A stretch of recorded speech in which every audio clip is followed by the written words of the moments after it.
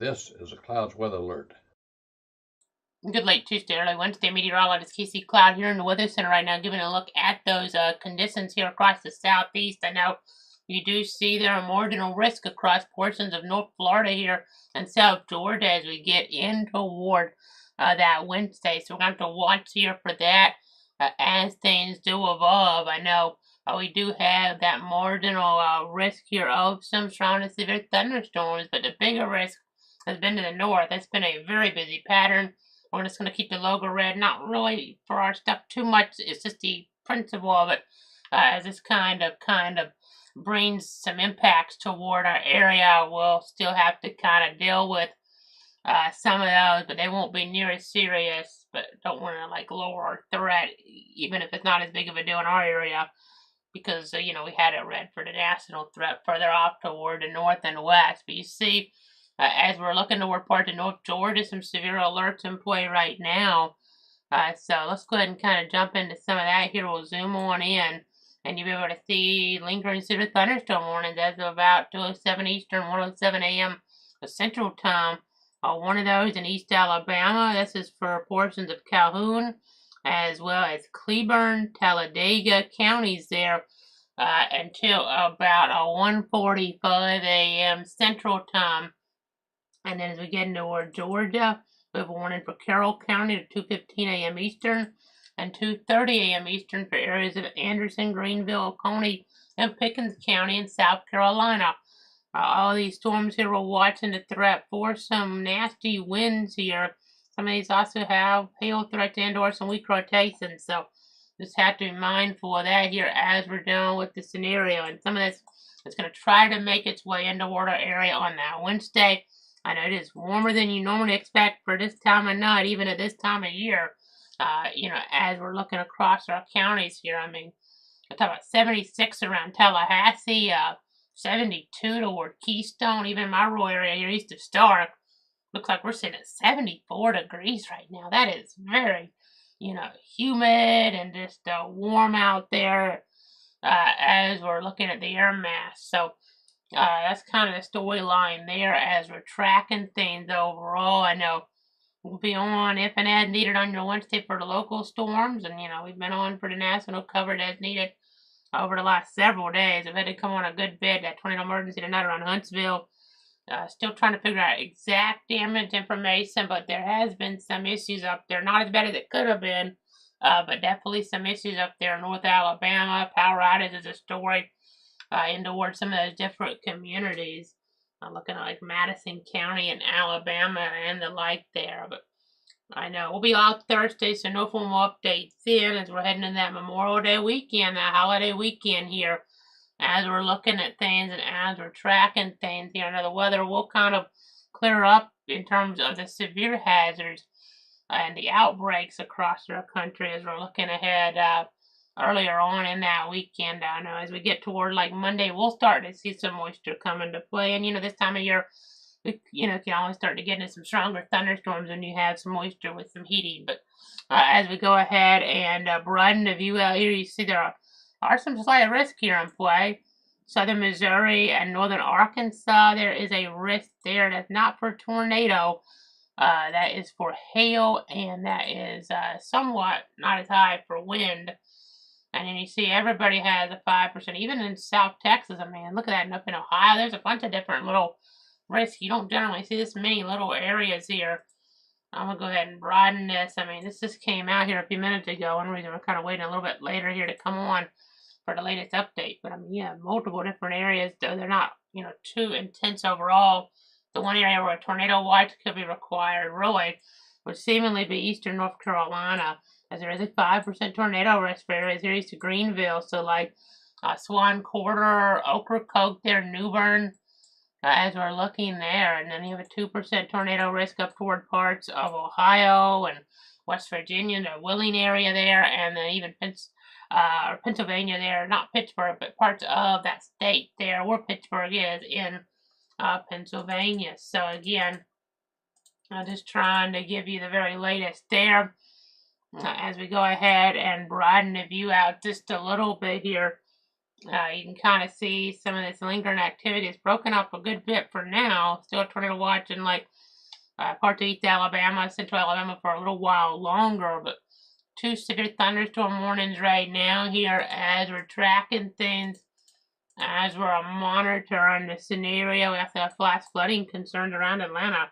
This is a strong thunderstorm coming to the Atlanta metro area, flash flooding there potentially as we're looking at things right now there towards some of those metro counties. You got Cobb County and Douglas County, Fulton County, Gwinnett County. You kind of get the idea of some of those involved there as we're tracking things.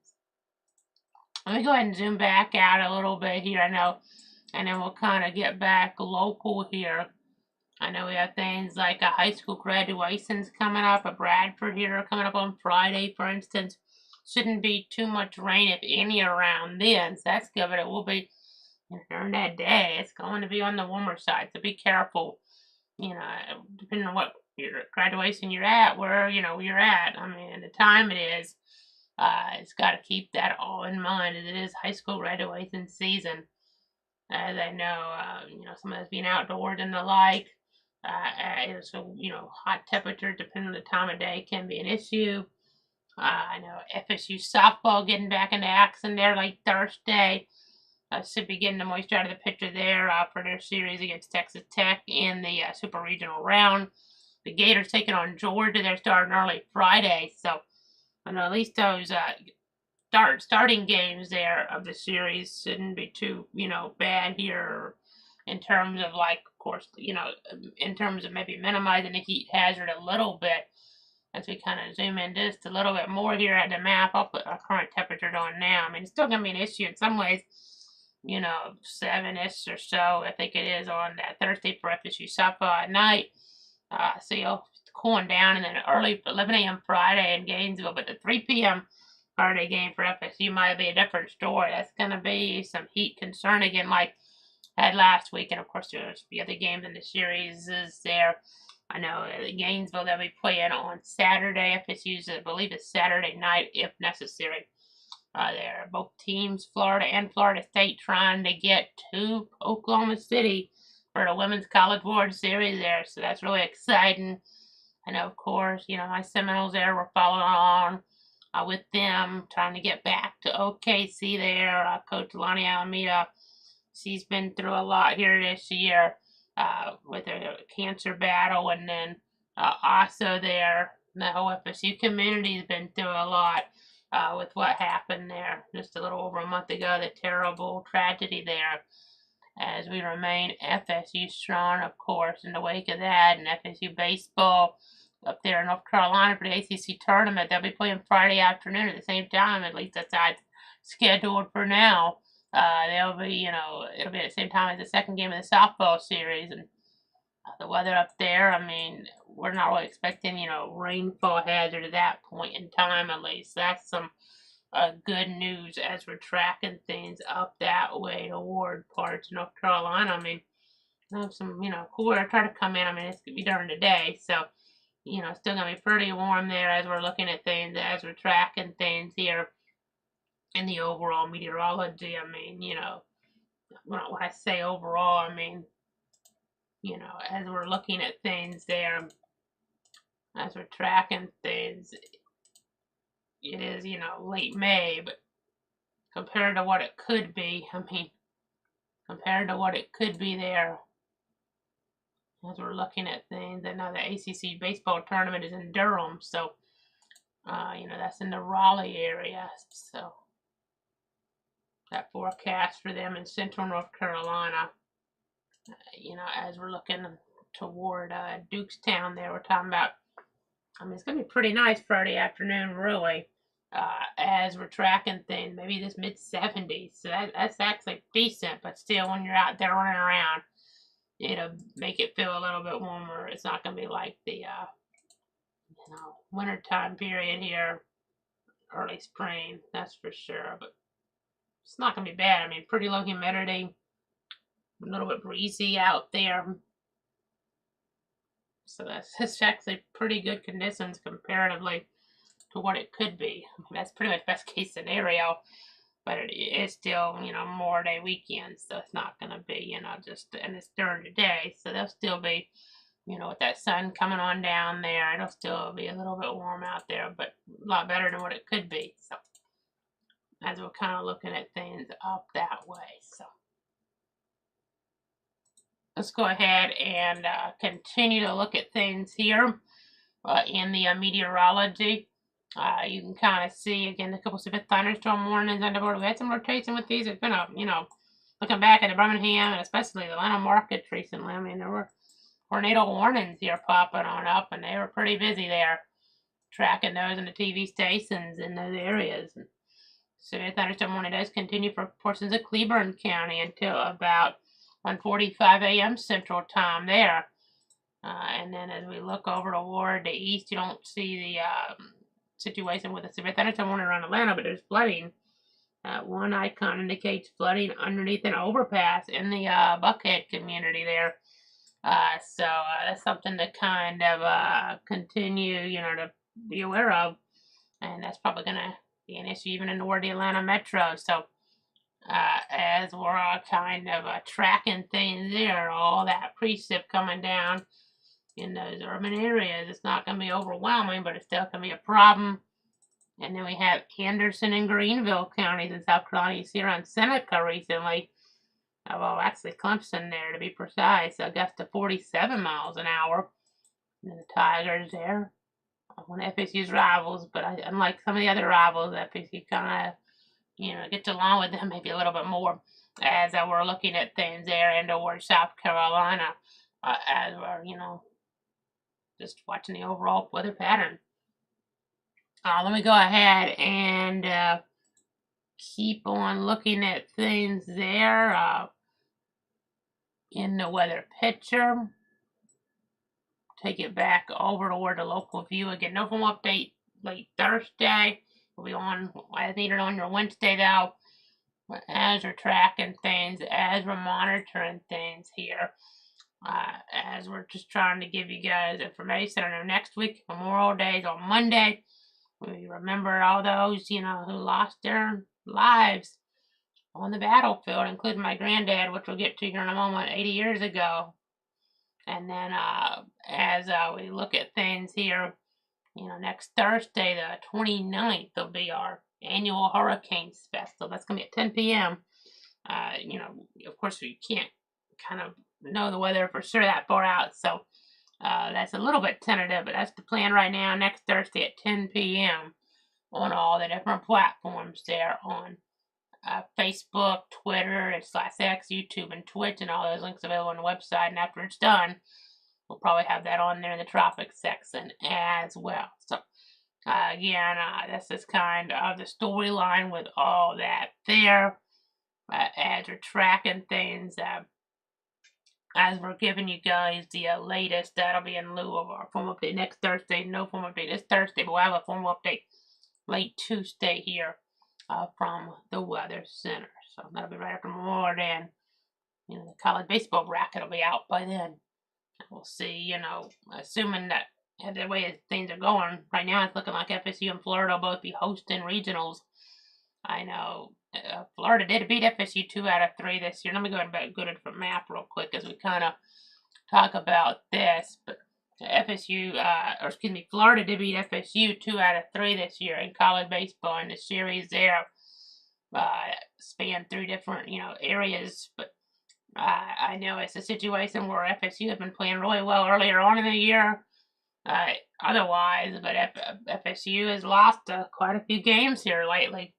And they're slipping in the rankings, but Florida's surging. Florida State should still be ahead of Florida based on the overall body of work. Florida with an impressive win tonight up there at the SEC baseball tournament.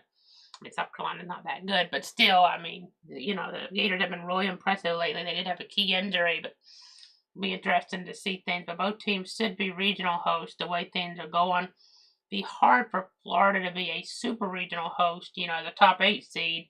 I guess if somebody lost, then they could host the super regional, but FSU's in contention for that. But they may need to run the table there at the ACC baseball tournament, depending on who they play. If they run the table, they should get it. They deserve it if they do, but they have really struggled here lately. I know it's been honestly kind of tough to watch here. I mean, they did get that rebound win on Saturday, but Thursday and Friday, they really struggled against North Carolina. I mean, it did come after a long road trip to California there, Berkeley, and they won 2 out of 3 against them, but lost one of those, and then, you know, that's a long way to go, and then that's just a situation here. I mean, players, school still a lot on their mind. It's only been a little over a month since the terrible tragedy happened, so that could be weighing on them too, some of the guys. I mean, I know Alex Lodis was, you know, named ACC Player of the Year on that Monday, so that was really exciting. But, you know, hopefully everybody can continue to see FSU strong as we go ahead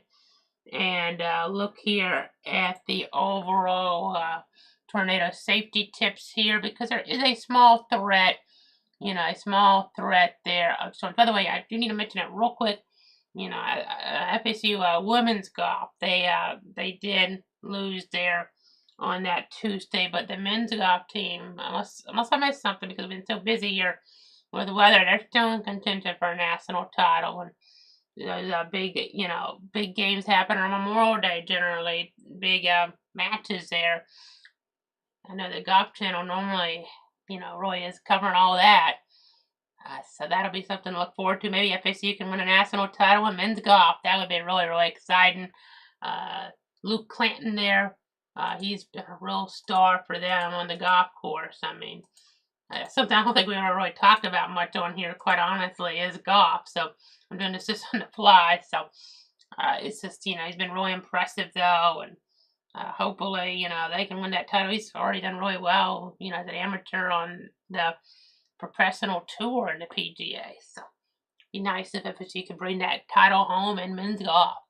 As we go ahead and look here though at the graphics, I was alluding to tornado safety tips. So let's get to that. That's serious stuff, obviously here.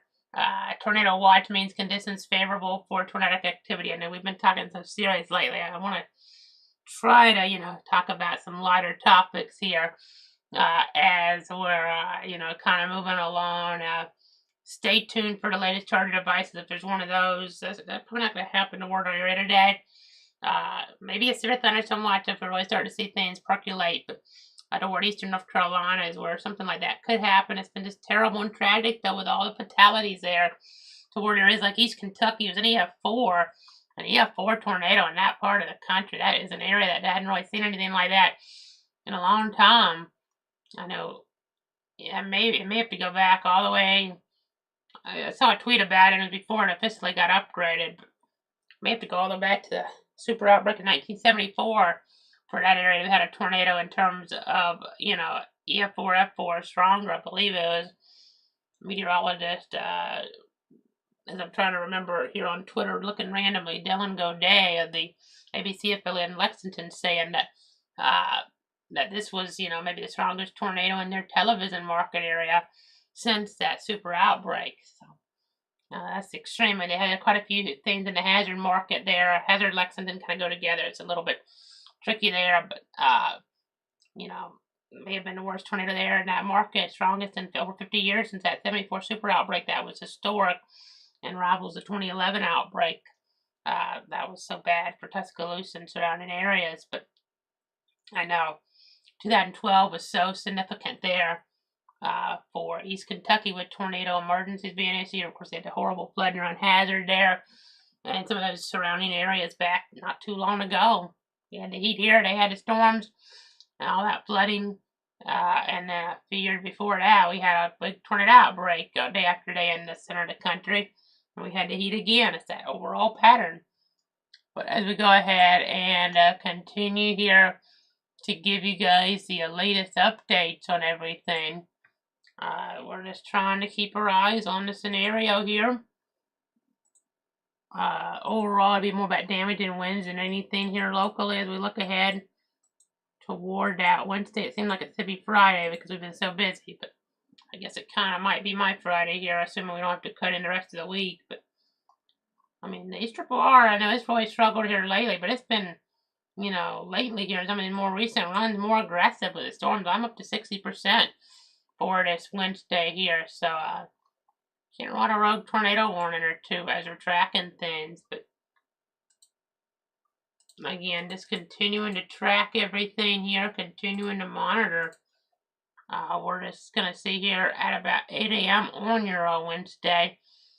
Some thunderstorms could be around another models. Had kind of shown the stuff decaying for a while here and then trying to develop later, but this is 9 a.m., 10 a.m. Now it's kind of showing things hold together. It might make things a lot busier if this were to trend upward like it's, and stay up that trend and be that storyline, as we track things here. Now, this is early afternoon, could have some mornings. As we get mid-afternoon, late afternoon, give or take here, hopefully not, many of those are severe, but it's not out of the question. You see Stark. This run, some model runs have been a little different, but this one doesn't give Stark and areas for the east as much rain. They're really, areas west of I-75, you almost want to say, if this were to come true, it's like an 80% chance of rain over there. And there's east of 75, more like 40%, maybe only 30% even. So, again, that's kind of the storyline with that. We went 60. That's really, really aggressive compared to what it has been showing now for Tallahassee. So that may not happen here, to that level. But let's look at the tornado parameters right now. They're still there to the west some. Instability there. I know the instability is further off toward the west, and I will say some of the HRRR model runs earlier on were really kind of telling a story, out toward the west, maybe the Pensacola, Panama City area with the storms instead. And they were really inconsistent this past weekend when we had some of the rogue stuff breaking off. So, it's kind of, we're kind of on the guess, here in the guessing mode, I guess. It's a guessing game in some ways. I know some radars down up there in like Huntsville area, high top. So some of that stuff actually goes into the model runs. So they could be playing a role here. And we're going to have to just watch because some of that stuff, where it is right now, that's an area that a lot of times you will have the storms that's kind of on the path to impacting areas in North Florida and even further east. I mean, if that, the way where it is right now, generally you're going to get the impacts further east and when that's sowing, but it does depend on different parameters. It's an unusual pattern, and it has been dry here, over the last little bit. I mean, overall, for many of us further east and south, north, central, and northeast Florida, especially. So, and Tallahassee too. I mean, but I'm just kind of talking about here, as we were looking, Brunswick area did have the storms back on Sunday, messing things up with that Blue Angels event there, ending that early. As we go ahead and keep looking at things here in the Weather Center. Let me go ahead and see what else we have here. Okay, that rainfall forecast. You can see a little over an inch of rain next 7 days, mainly coming up today probably for that forecast toward parts of areas there. This shows like just west of Lake City and Live Oak and a little bit less toward Tallahassee. That could be the storyline. You see a lot more precip and the pattern further up. You can go to clutter.com/radar for an interactive look at things. I mean, still need that rain. That drought monitor will be updated again late the week here. We still have some concerns on this. So we still need some of that precip down here. We could have some issues.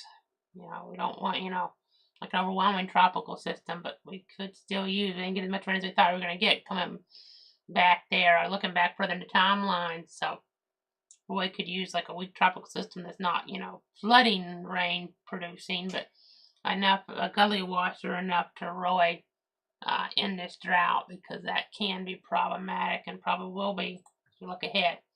Okay, so now Memorial Day, though, I was alluding to this earlier on.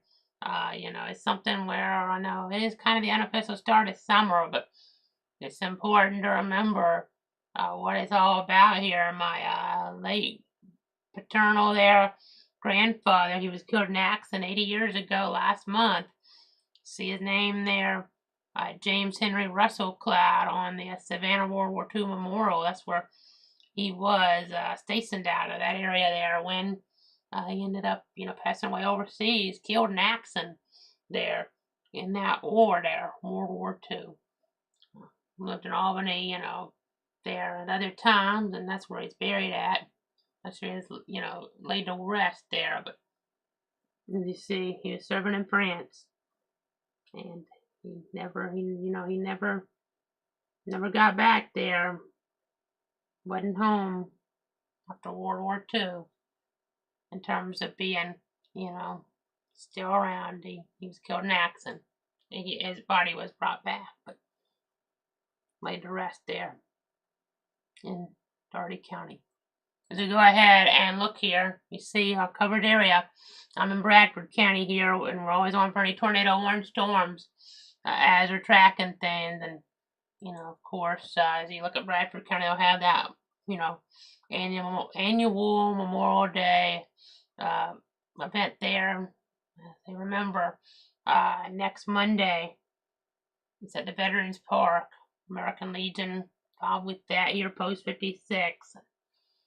It's always a ceremony there where so many thoughts are really kind of what it's all about, just remembering the past and everything that happened. As you see here, like Leon County and Dougherty County, Quitman County, we're always on for any tornado warning storms, and our 62 counties on for national threats as necessary. So let me go ahead and keep looking at things here. Fog safety, gonna have to watch out for some of that as we look ahead. I know it's a pattern here, and it's been intriguing. That's dangerous, obviously, but it's been intriguing because it's kind of a sign that you can get some of those distant channels on your television antenna, depending on what you have. I happened to kind of look into getting Fort Myers, the CBS station, to override the Fox station, Gainesville, Ocala, in the direction I had it in. That doesn't happen very often, but that's what happened tonight. So I hadn't had Fort Myers come in a handful of years. So that was intriguing, just to kind of out of the bush see that pop up. But this pattern, this tropospheric ducting, can impact how that works. But just hazardous driving conditions due to low visibility, so make sure you slow down and give yourself extra time to reach your destination. Make sure your vehicle is as visible as possible with other vehicles by using your low beam headlights. Leave plenty of room between you and the vehicle in front of you. So, important to keep in mind. Now here's that extended forecast here. As we're looking at things again, that hurricane special will be next Thursday the 29th at 10 p.m. That's going to be in lieu of our formal update there. At least that's how it's scheduled right now, unless something really changes with the weather pattern.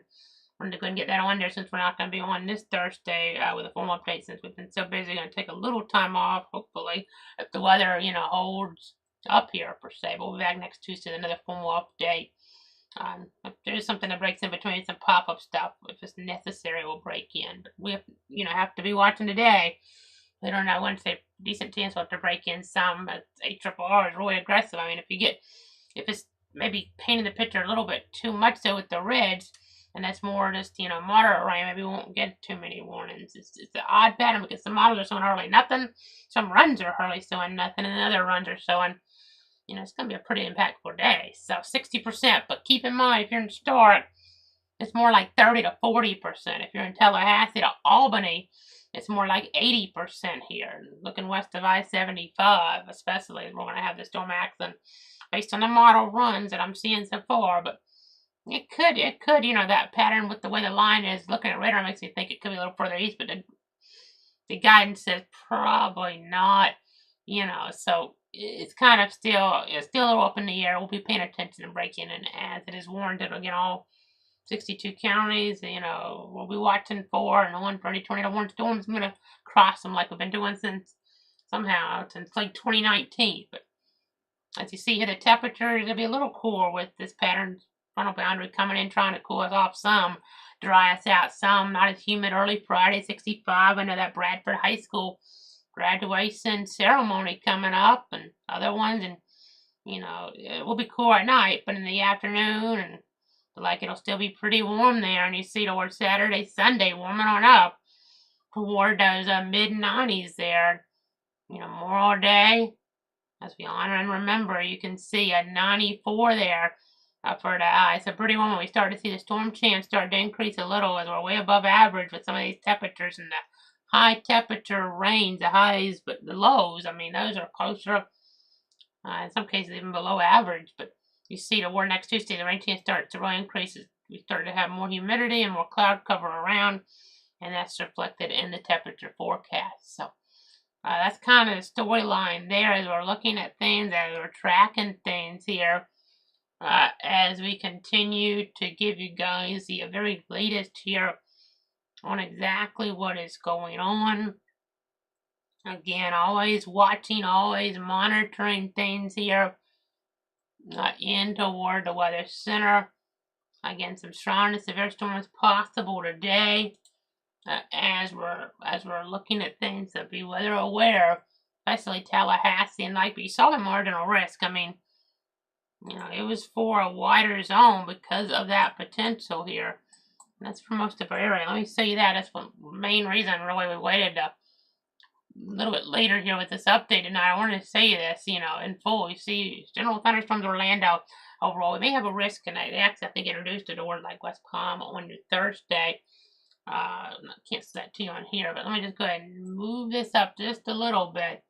Because on this Wednesday here, the 21st, 2025, as we're tracking things here, as we're monitoring things, we have the risk here, but Thursday, West Palm Beach and Miami, those areas there, they'll be definitely watching. Even Melbourne, the risk for some damage and wind and large hail, maybe a quick spin up tornado, but that's not what the risk is for. Same here in terms of there's not a risk for tornadoes formally. Not going to completely rule out something spinning up with this pattern. Hail, though, is there. Wind is in a bigger area. So just stay weather aware. Could have some severe thunderstorm warnings here. As we're looking here, watching this area earlier in the day. And throughout, we'll be watching these areas here. And then maybe a little bit lesser chance if you could kind of go like low marginal. That's what this is over here. And then a high marginal here. I mean, there's a small chance you could get a slight risk introduced maybe further west if that evolves like it shows some of the models, and even a severe thunderstorm watch. Not out of the question. Further west. It's more like west of 75 generally as we're looking at things. But again, that's kind of the storyline with all that here. I'm just trying to keep you guys informed as we're tracking things here.